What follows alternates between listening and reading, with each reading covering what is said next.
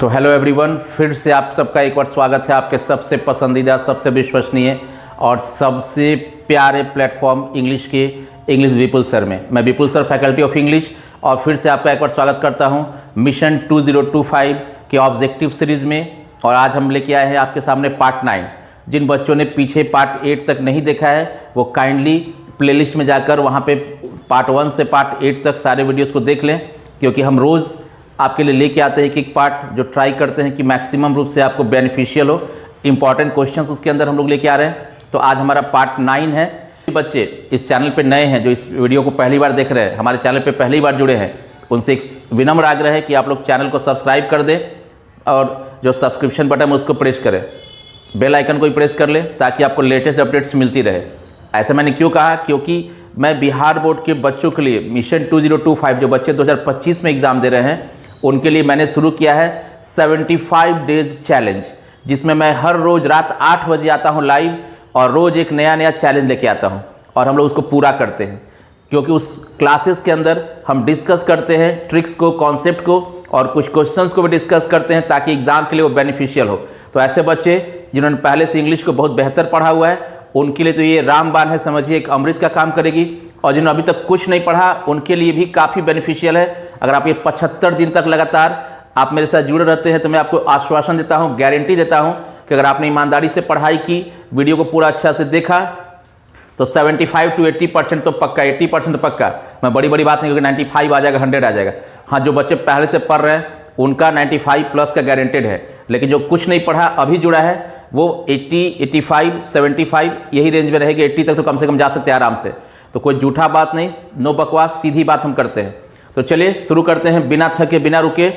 हम लोग फिर से उसी टैगलाइन के साथ कि अभी नहीं तो कभी नहीं, इसी बार 95 पार, और पढ़ेंगे उतना, परीक्षा में पूछेगा जितना। बस इसी बात के साथ हम लोग आज की अपनी पार्ट 9 जो सेशन है मिशन 2025 का, उसको शुरुआत करते हैं। तो देखिए पहला क्वेश्चन क्या है। The redness of fire appears gap to the poet. अब देखिए जैसे आपने देखा कि यहाँ पे क्या है, रेडनेस वर्ड है। क्या है? रेडनेस। तो रेडनेस क्या है? ये रेडनेस क्या है? लालिमा। किसकी? फायर की। तो फायर वर्ड आपको हिंट कर देगा कि कौन से पोएम का है ये, फायर हिम का है।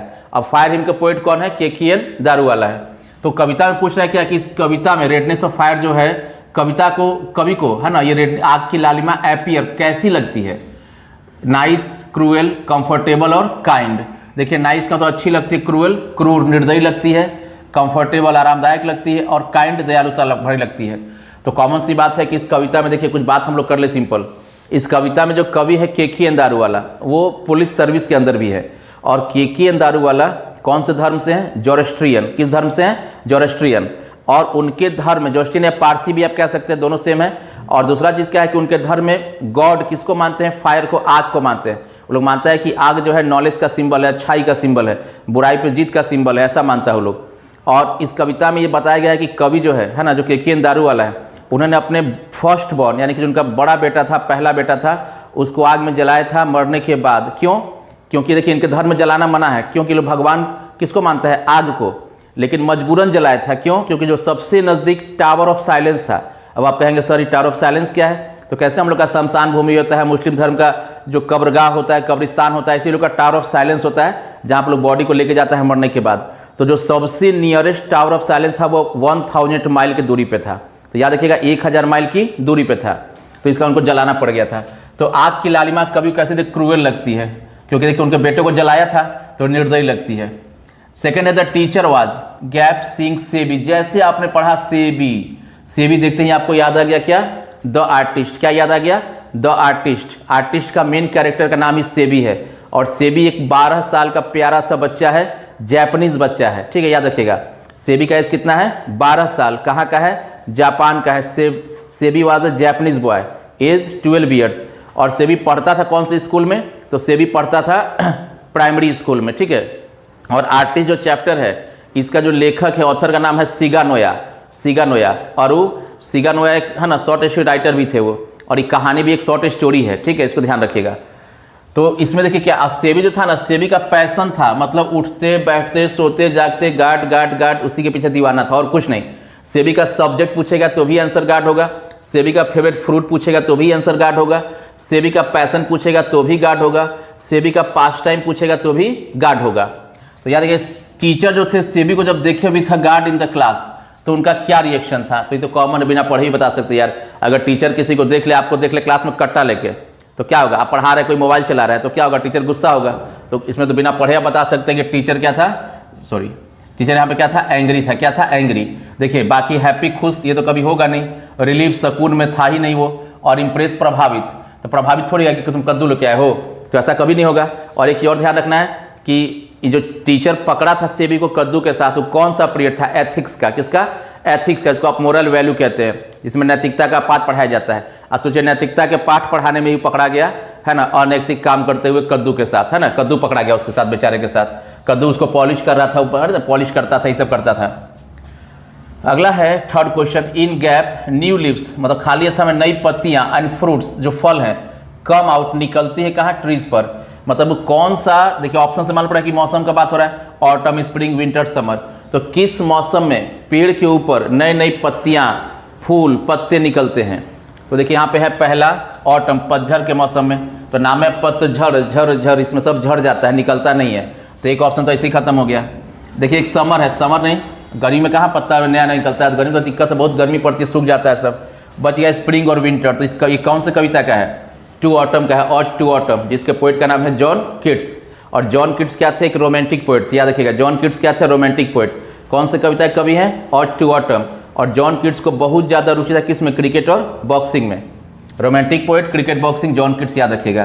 तो उसमें स्प्रिंग मौसम का बात हुआ है कि स्प्रिंग में पत्ते नए नए निकलते हैं, वसंत ऋतु में।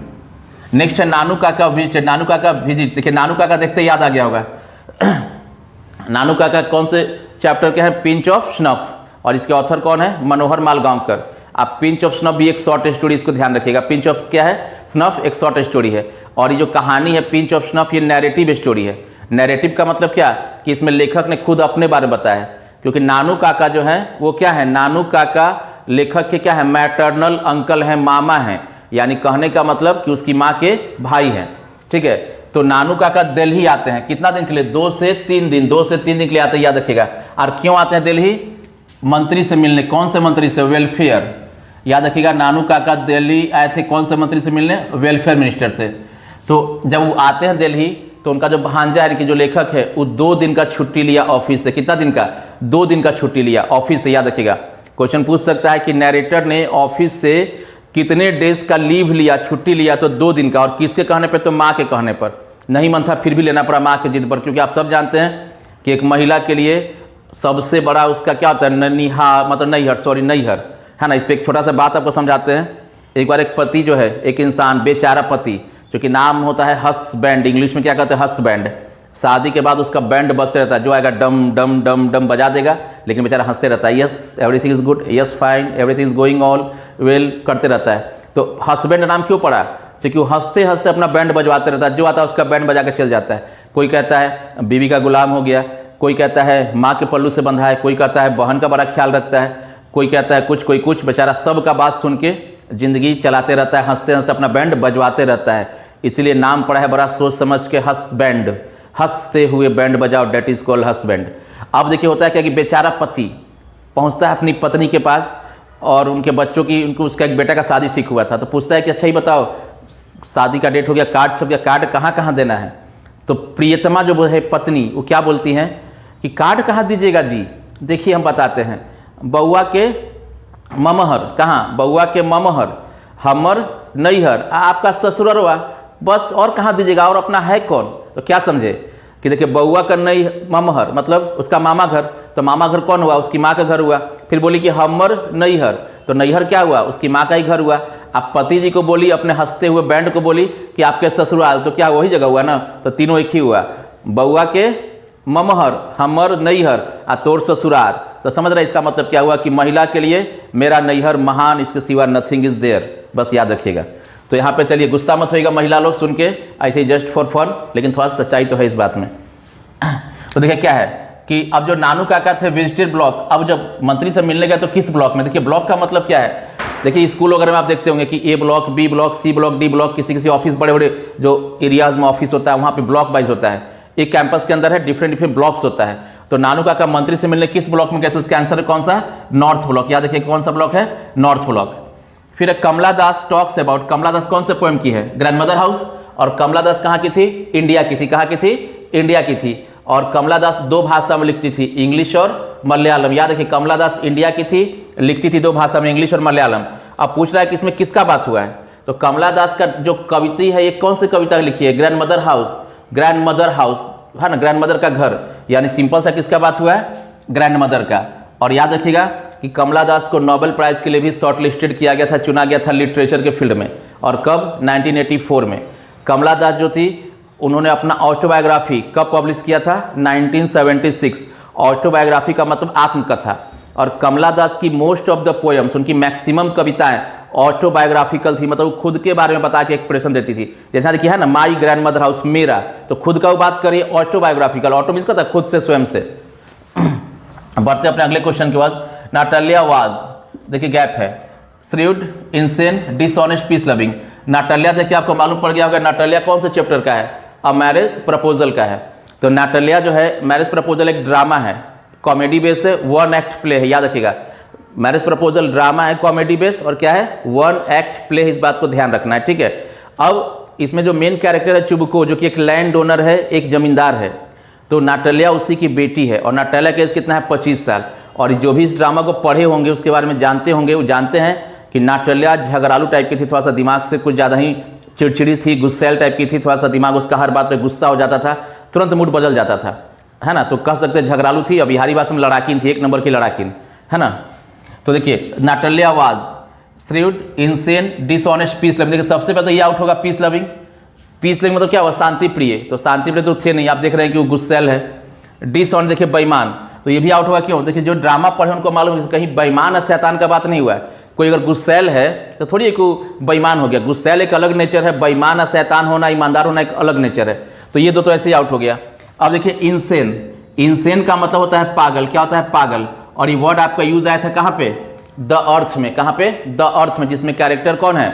बेंजी। कौन है? बेंजी, है ना।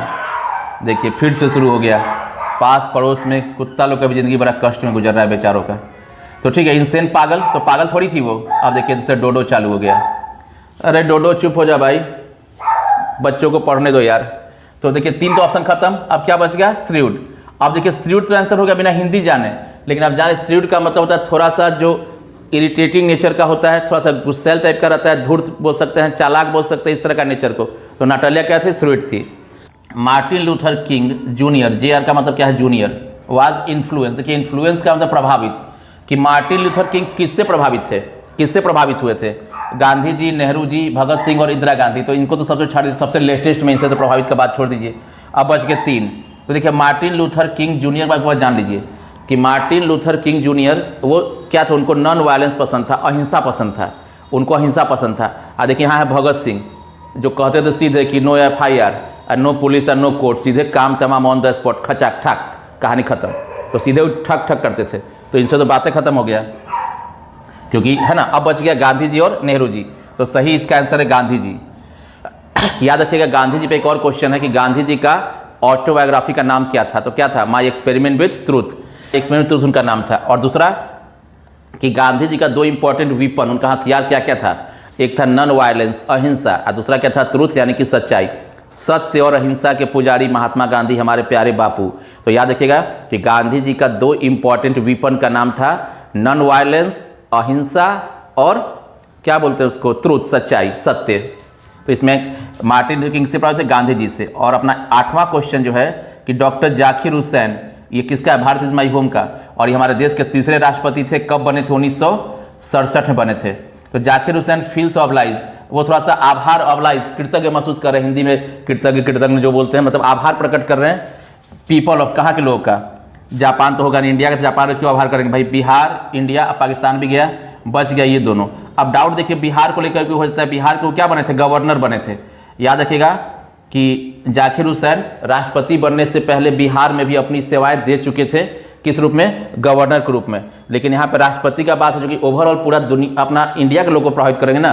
तो याद रखिएगा कि doctor Zakir feels obliged to the people of क्या होगा? इंडिया। तो ये 8 क्वेश्चन क्लियर हो गया। चलिए बढ़ते अपने आगे अगले क्वेश्चन की तरफ।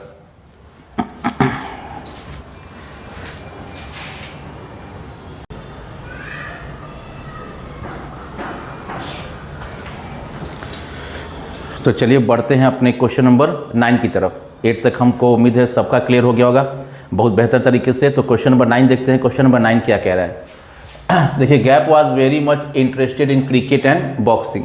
मतलब ये क्वेश्चन क्या है कि कुछ ऑप्शंस दिया हुआ है, जैसे पोएट का नाम दिया हुआ है, तो इसमें से कौन से कवि बहुत ज़्यादा इंटरेस्टेड थे, यानी कि उनको बहुत ज़्यादा रुचि था किस चीज़ में, क्रिकेट और बॉक्सिंग में। तो इसमें से कौन से कवि को बहुत ज़्यादा इंटरेस्ट था क्रिकेट और बॉक्सिंग में। तो आंसर देखिए, K N Daruwalla, John Donne, John Keats और वाल्ट व्हिटमैन। तो इसका सही आंसर क्या है, जॉन किट्स। तो आप सब इसको अच्छे से लर्न कर लीजिएगा। और जॉन किट्स को रोमांटिक पोएट भी कहा जाता है, इसको ध्यान रखिएगा। John Keats is also known as romantic poet. और जॉन किट्स को क्रिकेट और बॉक्सिंग में काफ़ी ज़्यादा इंटरेस्ट था। बढ़ते आगे नंबर 10। देखिए, Lomov inherited the property from. देखिए, इनहेरिट का मतलब क्या, ग्रहण करना, कि प्रॉपर्टी संपत्ति, यानी कि जो लोमोव के पास जो संपत्ति थी, लोमोव क्या था, एक जमींदार था। और कितना एज था उसका, 35 ईयर्स। कितना एज था, 35 ईयर्स। और नर्वस टेम्परमेंट का आदमी था। याद रखिए, लोमोव क्या था, नर्वस टेम्परमेंट का। तो लोमोव के पास जो संपत्ति थी, वो संपत्ति कहाँ से उसको मिला था, ग्रैंड मदर, फादर, अंट और ग्रैंड मदर। तो इसका जो सही आंसर है कि संपत्ति कहाँ से मिला था, देखो उसकी लेट अंट, उसकी जो स्वर्गीय चाची थी, है ना, उन्हीं से उसको मिला था। ठीक है, ध्यान रखिएगा, स्वर्गीय चाची से उसको ये संपत्ति मिला था, इसको क्लियर ध्यान रखना है। फिर है, gap was in the police service. यानी इसमें से कौन से जो लेखक या कवि है, कौन से लोग पुलिस सेवा में थे, पुलिस सर्विस में थे। एंटन चेकअप, तो इनका तो आप जानते हैं कि डॉक्टर थे। ये कहाँ से बिलोंग करते थे, रशिया से। और आपकी किताब में एंटन चेकअप कौन से चैप्टर, अ मैरिज प्रपोजल के ड्रामेटिस्ट नाटककार है, ये जो डॉक्टर थे। W.H. जॉर्डन, वाल्ट व्हिटमैन और के एन दारूवाला। इसका सही आंसर क्या है, के एन दारूवाला। के एन दारूवाला कवि होने के साथ साथ उनका जो मेन काम था वो क्या था, एज ए पुलिस सर्विस में अपना योगदान दिया करते थे, पुलिस सर्विस में थे वो। देन जो लास्ट है आज का क्वेश्चन 12, मैकविटी। देखिए, मैकविटी बोलते हैं, आपको याद आ गया होगा कि Macavity the mystery cat, T.S. Eliot, उसी के कवि का नाम है ना। तो T.S. एलियोट जो थे, उन्होंने इस कविता में एक बिल्ली जिसका नाम है मैकविटी, क्या बिल्ली का नाम क्या है, मैकविटी, उसके बारे में बात किया है। और उन्होंने उसको क्रिमिनल तक कह दिया है। ये मॉक हीरोइक पोएम है ना, टोन में पोएम है, और एक लाइट पोएम है। और याद रखें, मैकविटी द मिस्ट्री कैट कहाँ से लिया गया है, old Possum book of practical cats. ये बहुत इंपॉर्टेंट क्वेश्चन है, याद रखिएगा।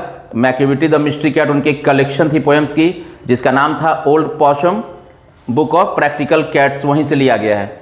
तो इसमें क्या है कि Macavity the bafflement, bafflement the परेशानी का वजह, किसके परेशानी का था, Scotland Yard, civil yard, south yard, civil yard. अच्छा, 2 बार हो गया, चलिए इसको चेंज करते, सिविल लेन कर देते हैं। तो इसका देखिए आंसर है स्कॉटलैंड यार्ड। याद रखिएगा कि मैकविटी जो थी वो पूरे स्कॉटलैंड यार्ड के लिए परेशानी का कारण बन की। याद रखिएगा, मैकविटी द मिस्ट्री कैट, बिल्ली वाले क्वेश्चन में अगर कहीं भी कुछ आएगा इस पोएम से, तो आप एक ही जगह का बात हुआ, क्या है, स्कॉटलैंड का बात हुआ है। तो आई होप कि आपको बहुत बेहतर तरीका से समझ में आ गया होगा।